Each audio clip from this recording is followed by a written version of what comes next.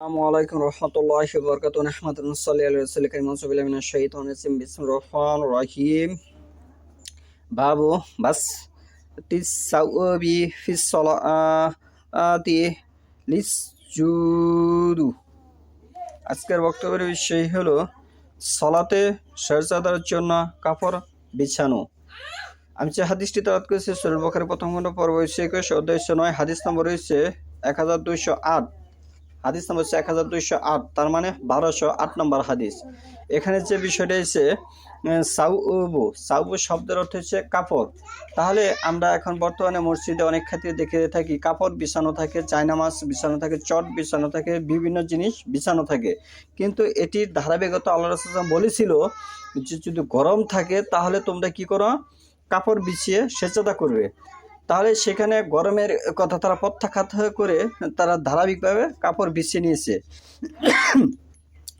আন আনাস ইবনু মালিক রাদিয়াল্লাহু আনহু কালা কুন্না নুসাল্লি মা আন-নবী সাল্লাল্লাহু আলাইহি ওয়াসাল্লাম ফি শিদ্দাতিল হাররি। এই হাররি শব্দটি হচ্ছে গরম। ফাইজা লাম ইয়াস্তাতি আহাদুনা আইয়ু মাক্কিইনা ওয়াসহাহু মিনাল আরজি বাসাতা সাউবাহু ফাসাজাদা আলাইহি। এখানে যে বিষয়টা বলছে আনাস ইবনু মালিক রাদিয়াল্লাহু হতে বর্ণিত, তিনি বলেন প্রচণ্ড গরমের মধ্যে আমরা আল্লাহর রাসূল সাল্লাল্লাহু আলাইহি ওয়াসাল্লামের সঙ্গে সালাত আদায় করতাম। আমাদের কেউ মাটিতে তার চেহারা কপাল স্থির রাখতে সক্ষম না হলে সে তার কাপড় বিছিয়ে তার উপর সেজদা করত। এখানে যে বিষয়গুলো স্পষ্ট বোঝা যাচ্ছে যে মাটিতে সেজদা করতে হবে, এ হাদিস থেকে স্পষ্ট হয়ে গেল। মাটিতে কি করতে হবে, সেজদা করতে হবে। মিনাল আরজি হচ্ছে জমিন বোঝানো হয়েছে, ওয়াসহাহু তার কপাল কি হবে, মাটিতে লাগাতে হবে। কিন্তু আমাদের ভারতবর্ষে সুফিবাদী বা যে অন্য মুসলিম যে মাজাফি ভাইয়ের মাঝে যে একটি মাজাফি ভাইয়ের দলে থেকে একটি শাখা প্রশাখা বের হয়েছে, বা আপনি সুফিবাদী ধর্ম বুঝতে পারেন, বা আপনি তরিকাবন্দি বুঝতে পারেন, বা নকশাবন্দি বুঝতে পারেন, যাই বুঝেন, তারা কিন্তু বর্তমানে মিডিয়ার সামনে উপস্থাপন দিতেছে যে সেজদা মানুষকে করতে হবে এবং মাটিতে সেজদা দিতে হবে, এই সম্পর্কে নাকি তারা অবগত নয়।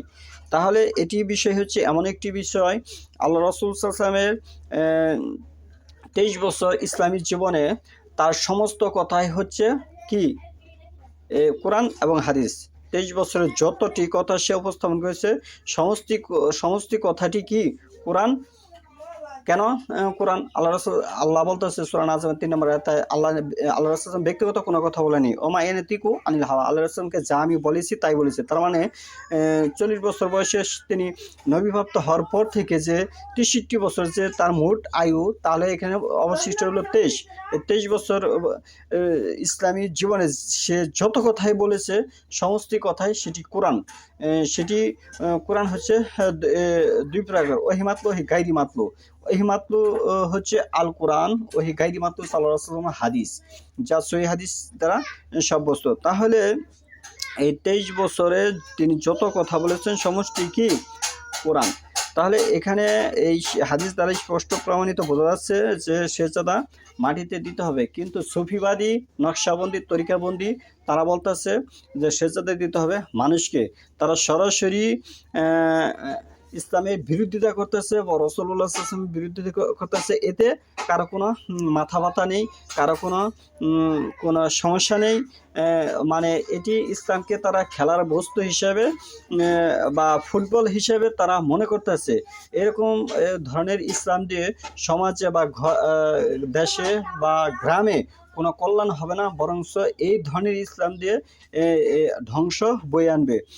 বা আমরা কোনো খাতিরে যদি এই ধরনের ইসলাম মনোবল নিয়ে, এই ধরনের ইসলাম নিয়ে যদি আল্লাহর কাছে কোনো কিছু চাই, তাহলে সেখান থেকে আমাদেরকে আল্লাহ নারাজ করে দিবে। বা আমরা কারোর সাথে কোনো বিষয়ে গেলে সেখান থেকেও আমরা কিন্তু পরাজিত হব, কারণ আল্লাহর কাছে তো আমরা খাঁটি মুসলিম হইনি। আল্লাহ রাসূল সাল্লাল্লাহু আলাইহি ওয়াসাল্লাম যেভাবে শিক্ষা দিয়েছেন সেভাবে আমরা শিখিনি, আমরা অন্যভাবে শিখেছি, অন্যভাবে করেছি, তাহলে সেখানে আমাদের কোনো কল্যাণ হওয়ার কথা নয়।